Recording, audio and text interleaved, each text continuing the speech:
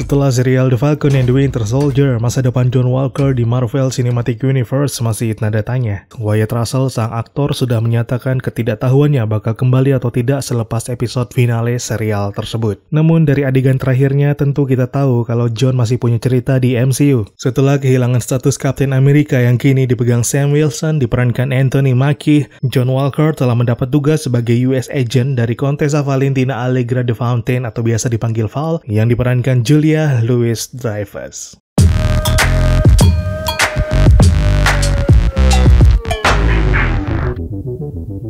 Halo dan selamat datang kembali di Jagat Cinema. Ngomongin Val, sosok ini emang cukup misterius ya, karena asal-usulnya masih belum jelas banget di Marvel Cinematic Universe. Meski demikian, di dunia Marvel, karakter yang satu ini sebenarnya bukan sosok mediocre. Di komik, Val adalah agen rahasia Hydra yang juga pernah bergabung dengan S.H.I.E.L.D. Val bahkan dikisahkan sempat punya hubungan asmara dengan direkturnya di S.H.I.E.L.D. yang tak lain adalah Nick Fury. Val juga dikenal sebagai agen yang jago bertarung dan ahli dalam strategi. Dia pun sempat menjalankan banyak misi kepahlawanan, namun sisi gelap membawanya kembali jadi orang jahat. Setelah beberapa operasi, Val mendapat gelar sebagai Madame Hydra. Ia akhirnya ditangkap dan dipenjara karena berbagai kejahatan. Di MCU, peran Val belum terungkap sepenuhnya, apalagi dengan S.H.I.E.L.D. dan Hydra yang telah berakhir di fase 4. Dengan demikian, karakter ini pun besar kemungkinan akan diadaptasi ke alur cerita yang baru, termasuk membentuk tim super yang ditandai dengan langkahnya merekrut John Walker. Val memang kelihatan punya rencana besar untuk John. Teori pun bermunculan kalau dia merekrut John untuk bergabung ke Dark Avengers atau Thunderbolts. Things are about to get weird. So when they do, we're gonna need a US agent.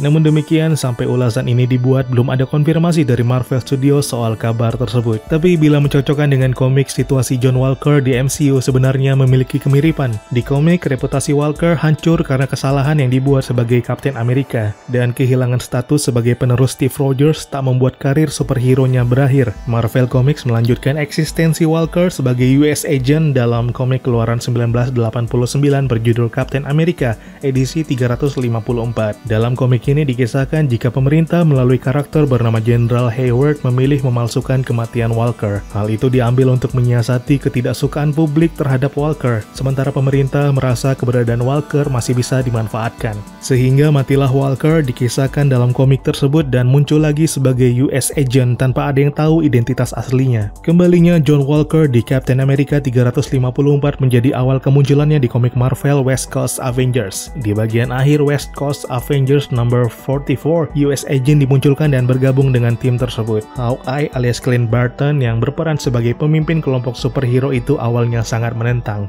US Agent rupanya diutus pemerintah bergabung ke West Coast Avengers untuk mengawasi White Vision. Hawkeye pun gak punya pilihan, karena di sisi lain Avengers ingin mendapatkan kembali izin dari pemerintah yang dicabut. Dengan situasi itu pun pemerintah bisa dengan mudah memasukkan Walker ke Avengers. Meskipun dalam perjalanannya keikutsertaan Walker di Avengers tetap gak berjalan mulus. Dia bahkan beberapa kali terlibat perkelahian dengan Hawkeye. Situasi makin buruk karena Clint Barton merasa Walker merupakan seorang Captain America wannabe yang mengambil jalan pintas menjadi super soldier. Sedangkan si US Agent ini juga ngerasa Hawkeye sangat nggak kompeten sebagai pemimpin. Saking bencinya, Clint Barton seolah selalu mencari keributan dengan Walker dalam tiap kesempatan. US Agent juga nggak henti-hentinya merendahkan Hawkeye dan ngatain Clint sebagai Avengers terburuk. Konflik antara Hawkeye dan US Agent ini juga bisa jadi cocok ditampilkan di MCU. Dan mungkin alur ini juga ideal untuk menampilkan kembali Walker di MCU, mengingat konfliknya dengan Sam Wilson telah berakhir sebagaimana terjadi di The Falcon and the Winter Soldier. Jadi kalau US Agent muncul lagi di Captain America dan bertarung dengan Sam mungkin udah nggak relevan. Maka bakal lebih ideal jika US Agent muncul lagi dalam konflik dengan karakter superhero lain,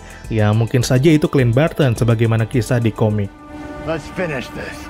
Dan kalau mengacu komik, Walker lah yang keluar sebagai pemenang dari perseteruan dengan Clint. Mengingat kekuatan Walker emang lebih superior. Di komik Captain America nomor 333, John Walker yang mendapat serum Super Soldier dari Power Broker mampu mengangkat beban 10 ton yang setara truk atau 2 ekor gajah. Berkat serum Super Soldier itu juga, Walker jadi memiliki daya tahan yang baik, kemampuan sembuh yang oke, serta kecepatan dan kelincahan yang dahsyat. Namun satu-satunya yang gak bisa ditolong serum Super Soldier adalah kemampuan John menggunakan perisai perisai Kapten Amerika. Dalam kesempatan awal, Walker begitu kesulitan memanfaatkan perisai tersebut dalam pertempuran. Walker baru piawai menggunakan perisai setelah menyaksikan video Kapten Amerika di Perang Dunia Kedua dan dilatih oleh Taskmaster. Nah, terus seberapa besar sebenarnya kekuatan John Walker? Sebagai pembanding, di komik sempat terjadi perkelahian 1 lawan 1 antara John Walker saat masih menjadi Super Patriot melawan Steve Rogers yang masih Kapten Amerika. Dan dalam duel ini, Steve dibuat terkejut oleh kekuatan serta kemampuan bertarung John Walker. Keduanya saling bertukar serangan dalam duel yang berlangsung sampai 1 jam hingga akhirnya Walker dan Steve sama-sama kelelahan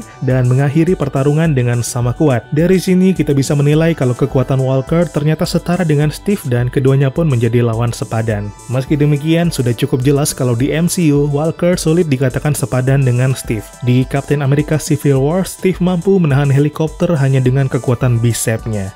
Di Avengers Infinity War, dia juga sempat bikin Thanos terkejut dengan kekuatannya. Dan yang jadi perbedaan kontras antara John Walker dan Steve Rogers adalah kemampuan keduanya mengendalikan emosi. Steve punya karakter yang kuat hingga membuatnya pantas menggunakan Mjolnir seperti terjadi di Avengers Endgame. Sedangkan John lebih nggak terkontrol dan emosional, bahkan nggak takut bermain kotor.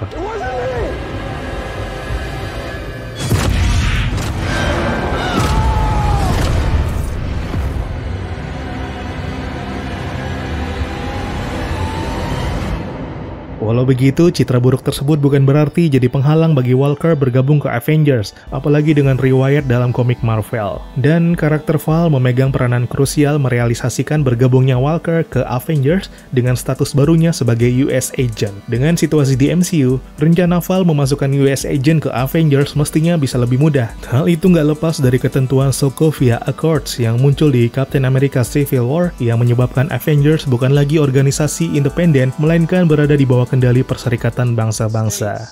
That the Avengers shall no longer be a private organization. They'll operate under the supervision of a United Nations panel only when and if that panel deems it necessary.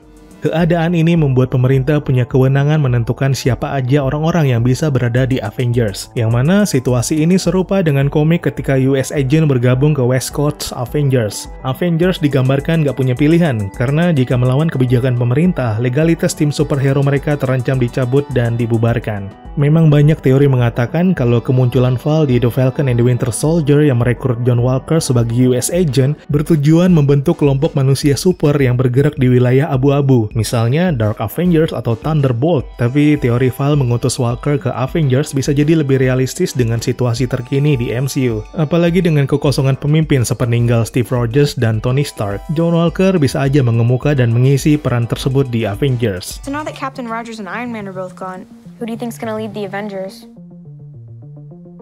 I could lead them.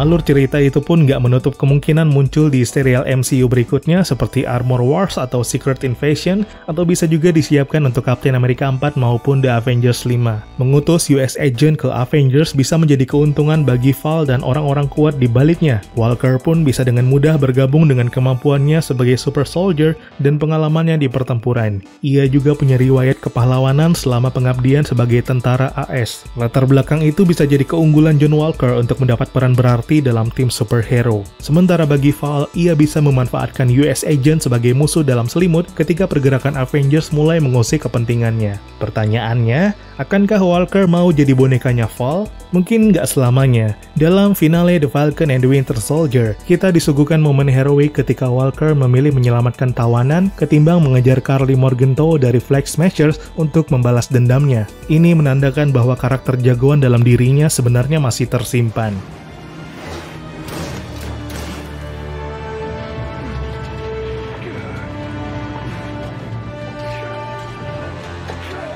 Maka ketimbang menjadi super soldier yang dimanfaatkan untuk kepentingan jahat, John Walker bisa aja memilih menjadi pahlawan yang sepenuhnya berjuang menyelamatkan dunia. Bisa aja.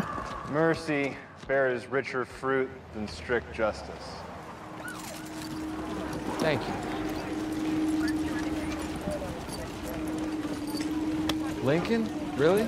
Great man, great quote. Not when you say it. Oke, itu dia rangkaian teori seputar masa depan US Agent di MCU. Dari banyak teori yang mencuat, kisah-kisah MCU tampak bakal jauh lebih menarik dan dinamis di fase keempat dan seterusnya. So, menarik banget kan buat ditunggu.